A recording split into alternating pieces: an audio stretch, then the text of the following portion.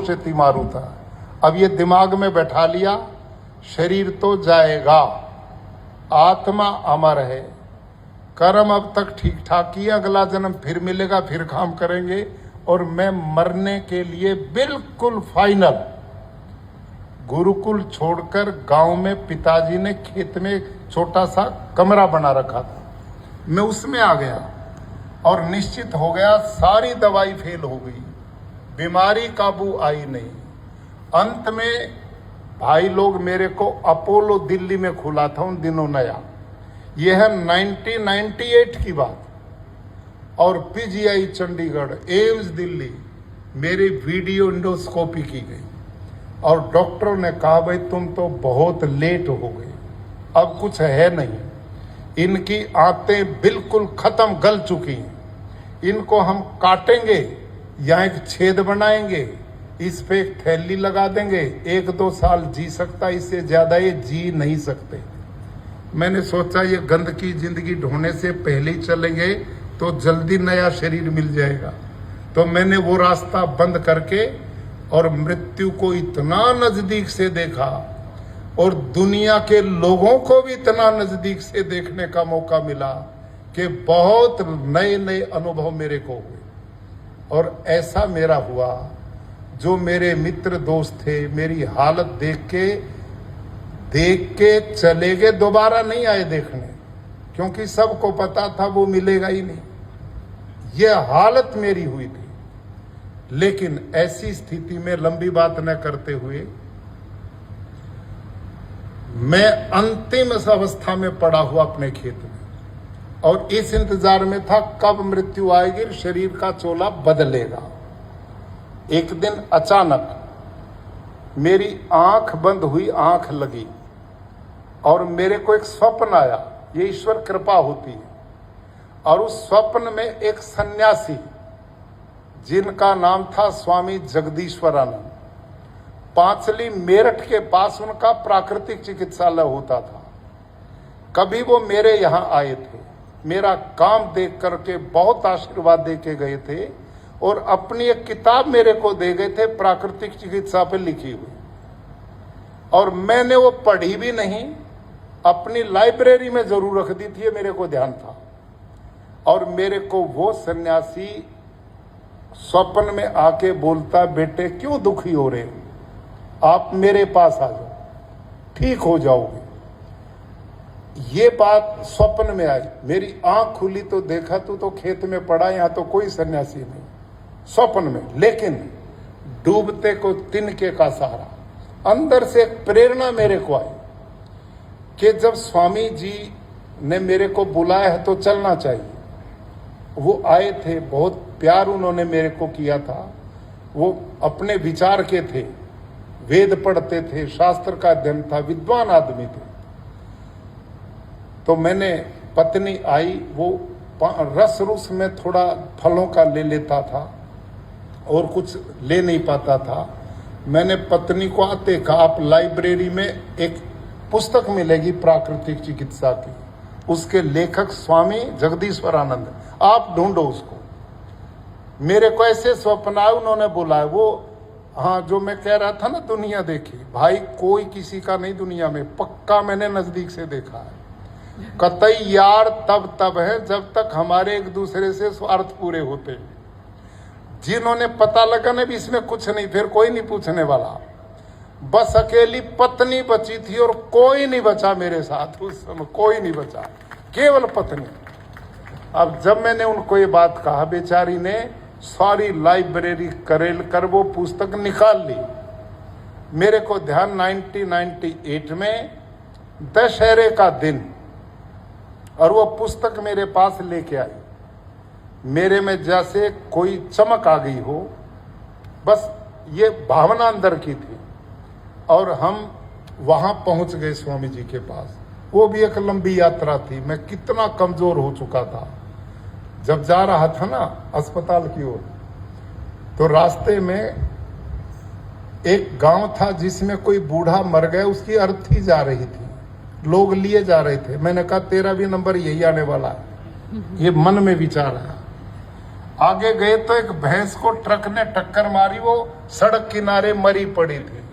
उसको देख के मैंने कहा तेरी भी यही हालत होने वाली। इतना कमजोर दिल से बन चुका। लेकिन जैसे तैसे मैं वहां गया और वहां स्वामी जी भी नहीं मिले, लेकिन वो किसी कारण टेलीफोन पे बात हुई। वो बेचारे उज्जैन में कुंभ के मेले में प्राकृतिक चिकित्सा का शिविर लगा रहे थे, और जब मेरी बात हुई उन्होंने कहा बेटे मैं तो अब वापस नहीं आऊंगा, मैं तो तुमसर जिला भंडारा महाराष्ट्र में चला जाऊंगा।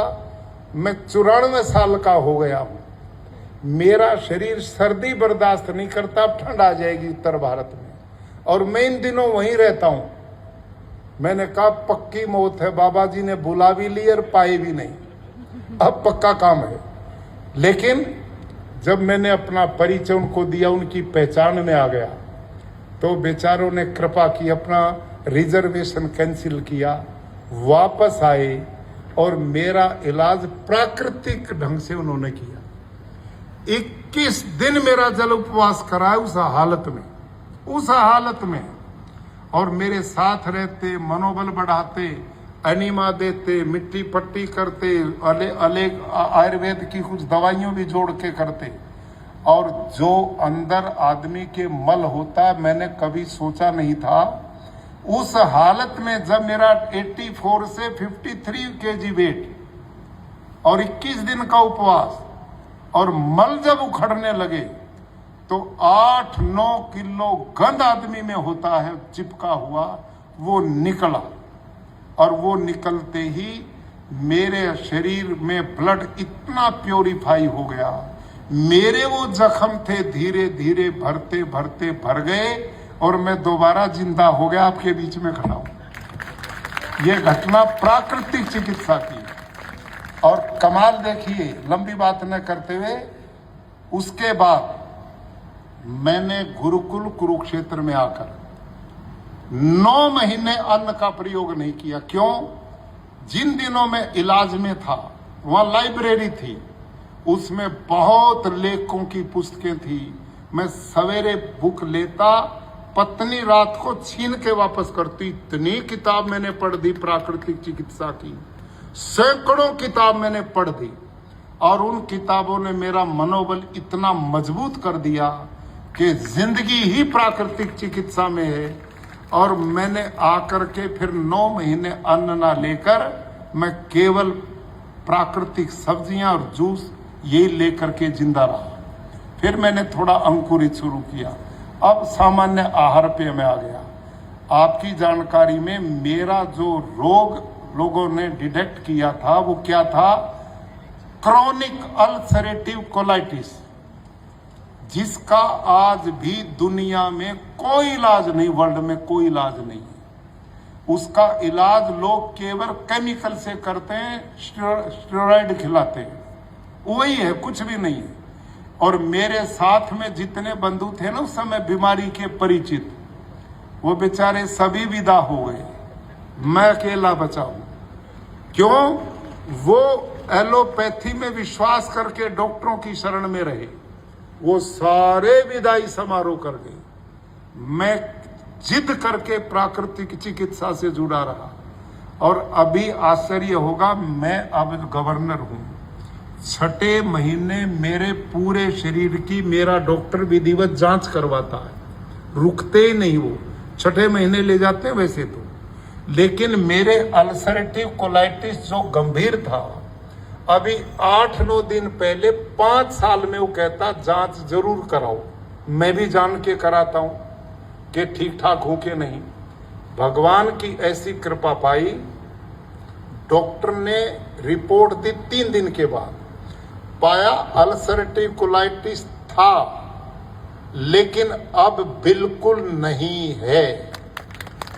98 से आज तक मैं कोई एलोपैथी की दवाई नहीं लेता, केवल योग, प्राणायाम और प्राकृतिक आहार, जीवनचर्या। जब बीच में समय मिलता, कभी कटी स्नान ले लिया, कभी मिट्टी पट्टी कर ली, कभी मिट्टी में लेट गया, और ये सब कार्यक्रम मैं स्ट्रीम वगैरह करता हूं। तो ये इससे बड़ा प्रमाण, और ये नहीं मैंने, फिर मैंने हॉस्पिटल बनाया गुरुकुल कुरुक्षेत्र में प्राकृतिक चिकित्सा का। आज गुरुकुल में 100 बेड का प्राकृतिक चिकित्सालय है। उसके बाद लाखों लोग देश विदेश के वहां स्वास्थ्य लाभ कर चुके हैं। विदेशों से, भारत से कई बार तो इतनी भीड़ हो जाती कि बेड नहीं मिलते, और उन दिनों मैंने सैकड़ों अल्सरेटिव कोलाइटिस के लोग बुला बुला करके ठीक किए। और मेरा जो गुरुकुल था ना, वो गरीब, जिसमें मैं भीख मांग के चलाता था, वहां इतने मोटे मोटे सेठ इलाज के लिए आने लग गए कि वो एक ही सेठ 10 लाख रुपए दान देने लगा गुरुकुल को। किसी ने एक बिल्डिंग खड़ी करवा दी। आज वो गुरुकुल एक यूनिवर्सिटी की तरह बना हुआ है, भव्य भवनों के साथ। वो क्यों बना? मैं बीमार हुआ, बीमारी के बाद प्राकृतिक चिकित्सा में गया। ना मैं बीमार होता, ना वो गुरुकुल आज यूनिवर्सिटी का रूप धारण करता। इसके पीछे प्राकृतिक चिकित्सा की कृपा है। और इधर वो जमीन मैंने सारी छुड़वाई, वहां मैं प्राकृतिक खेती करता हूं। तो प्रकृति के साथ अपना प्रेम भगवान की कृपा का वरदान है। गाय माता का मैं शुरू से ही, बचपन से भगवान ने कृपा की। गऊ के बिना मैं कभी रहा नहीं। राजभवन में जहां रहता हूं, यहां भी गाय रखता हूं, देसी गौ माताएं। राजभवन में जहां रहता हूं, प्रतिदिन हवन करता हूं। आजकल एक अभियान, इतना मिशनरी काम हम बढ़ाना चाहते हैं। मेरा जोश बढ़ गया क्योंकि जीतू भाई बघानी ने डिपार्टमेंट संभाल लिया हमारे वाला। अब मेरा काम कई गति से बढ़ने वाला है, क्योंकि ऐसे योग्य और ऐसे डेडिकेटेड, समर्पित, स्वार्थविहीन मंत्री जिस डिपार्टमेंट को मिलते हैं, तो वहां काम करने का एक मजा ही अलग आएगा। आजकल मैं गांव में जाता हूं शाम को 4-5 बजे। जाते ही किसी गांव में, यहां पर लगभग 268 तालुका है, 168